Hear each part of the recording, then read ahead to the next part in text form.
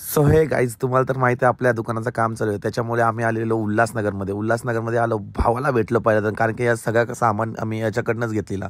काकाचा तर बाबा वेगळाच चाललेला. सामान विमान घेतला आणि आम्ही निघलो तर पहिला बोललो झुम्मर जाऊ. मग झुम्मर जायसाठी करणनी म्हणलं आणलेलं एक दुकानात. आता झुम्मर जायचा कुठचा यो विचार पडला मला. बाबा आवर झुम्मर बघून काही समजतच नव्हता इथे. मग यो बघला, यो नको. मग मी बोललो लाईट चालू करून दाखव. मग लाईट चालू केली. यो झुम्मर तर एकच नंबर होता, कारण की याच्या लाईटी नुसतं चमकू होत्या. मग मी विनायक मानेच्या गाण्यावर एक डान्स केला. बाई लागला हसायला, आम्हाला पण पक्का हसायला आलं. भूक लागलेली पक्कीच. करण बोलतो मी जेवल्याशिवाय जाणार नाही. मग याला आणला हॉटेलला. आम्ही खाली थोडीशी पावभाजी करता निंबू निप्पलला. निंबू बघ, अरे बाबा माझ्या नशिबात नव्हता वाटतं. मग दुकानावर आलो. भाई दुकानावर सगळ्या रेडी ठेवलेला भाऊजीने एकदम कडक मध्ये. आम्हाला निघायचं होता घरा. बघले तर जामच ट्रॅफिक. आवडी ट्रॅफिक बघून भाऊजींना बोललो डायरेक्ट, बाबा तुम्हाला उतरायला लागेल.